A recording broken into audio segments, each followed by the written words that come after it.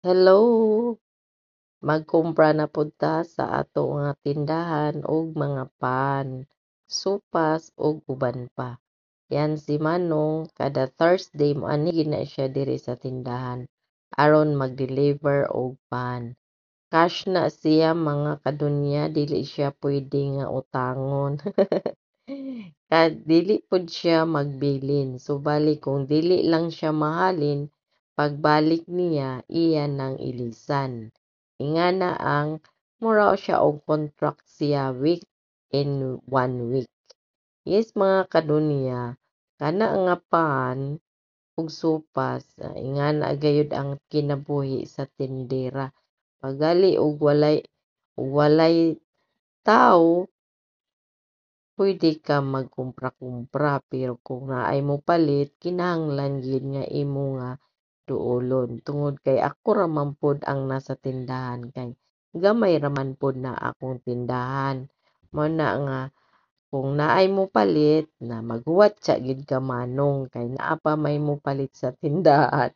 Inana gyud na mga kadunya ang kinabuhi sa tindahan nga naa ra gyud pod sa daplin. Kana bitaw kanang tindahan nga gitawag og sari-sari store nga nga naa ra sa balay.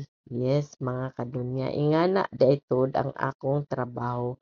Usa ka inahan, usa pod ka tindera. Na ako'y negosyo nga gamay mauning sari-sari store. Ayan na nibalik na pod ta og hili sa mga pan ug sopas ni Manong. Yes, lami baya pud na iyang pan mo na nga ganahan pud ko mo palit sa iya kay lami ang timplada sa iyang sopas, sa iyang pan, labi na gyud sa iyang hopya. Lami ay gyud siya mga kadunya. Og diha mga kadunya mag-storytelling dayta no. Dugay na ko naninda back 2003. Yes, 2003 pa gyud ko nagtinda.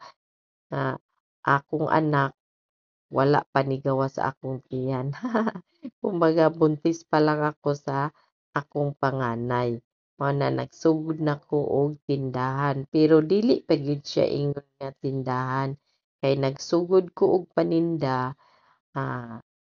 So electronic load yun lang ang una kong bininta, yung electronic load, yung ilod pa, yung dati yung ilod pa ang ah, bintahan ng ating mga electronic loads. Yun. Dahil nga ako lang ang nagtinda noon, ako ra gyud nagtinda sa una. Ang 1,000 mga kadunya, tulo ra gyud na kaadlaw mahurot na dayon siya.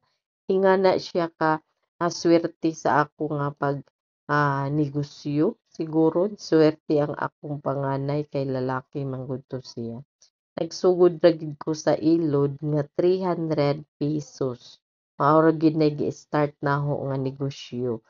Dayon nitubo pod siya tungod kay nagrenta pud ko og mga CD sa una, mga DVD.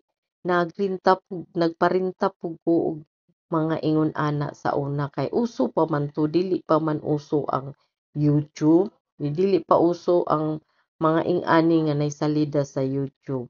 Ang kasagara gyud didto mga VCD, CD, yes. Mao na nga nagparinta ko, mao na ako nagsugod og tinda. Mao ni akong starting gayud mao ang electronic load tungod kay dadto nga time back 2003 ang among ang naninda ang nagtinda adto gamay ra pud ang naka-cellphone adto nga time.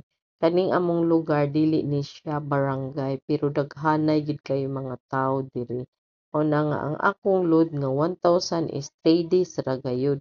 Pero karon mga kadunya kanang 500 nga load naho moabot na gid na og 2 ka semana or isa pa ka buwan tungod kay naa namang mga wifi ang mga tao dinhi sa among silingan. Mo na nga talagsa ra gyud ang magpa-load og electronic load. mubalik ta sa sinugdanan mga kadunya.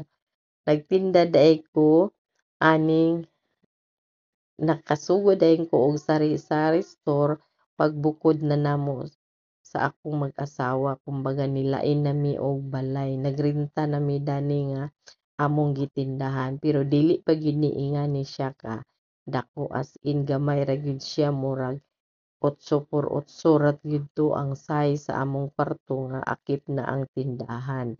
Is ingana mi nagsugod ang amo nga kahimtang sa pagpaninda pero it's okay pa rin gyapon kay nagsugod ko arawan lang worth 5,000 nga kapital sa ako nga gamay nga sari-sari store ah, ingana ka ina ko ka proud nga nagsugod ko og arawan apan kaluoy sa Ginoo iya kong gitabangan og kini milambo. Yes, miingon ko nga gipaluyuhan gid ko sa Ginoo tungod kay nilambo ang 5,000 nga kapital nako nga usap arawan pa gyud to siya nga kwarta.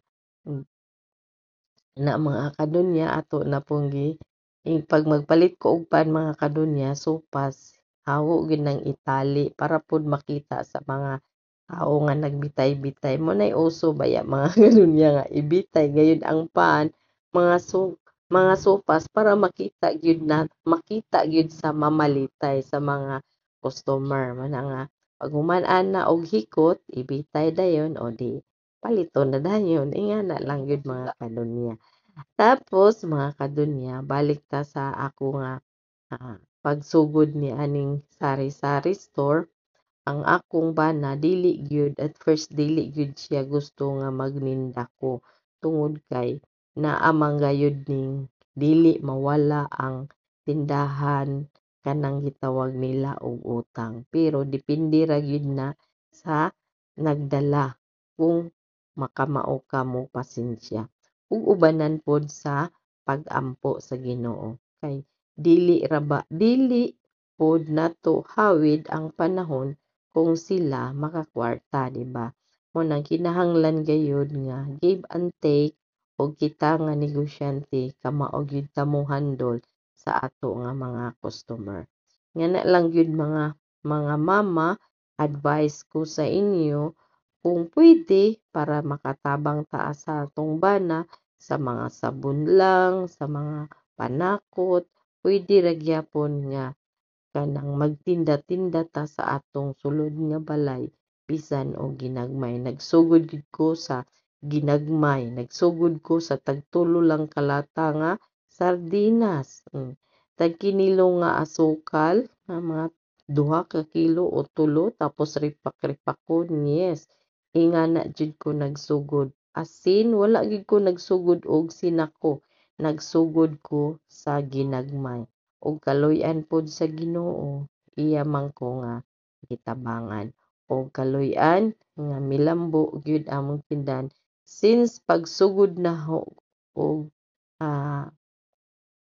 pagtinda kaloy-an sa Ginoo tuloy-tuloy na gyud na hangtod karon mo nang murag wala bitaw og magtinda baya pag once nga naa ra sa balay on and off siya pero kaloy-an sa Ginoo pagsugod gyud nako sa pagpaninda wala gyud siya nag on and off muhinay man siya pero naa ra gyapon siya naka-open hanggat Lunes Sunday to Friday dahil pag Saturday sarado gyud mi ana mana mga kadunya mga ma'am ako pala si Donya Orit ng Surigao del Sur. Thank you for watching. I love you. Tel sa sunod nato nga pagkinit-anay. Ako mong istoryahan sa kinabuhi sa usa ka tindahan. Salamat. Please like and share. Bye-bye. God bless us all. I love you mga kalonya Orit.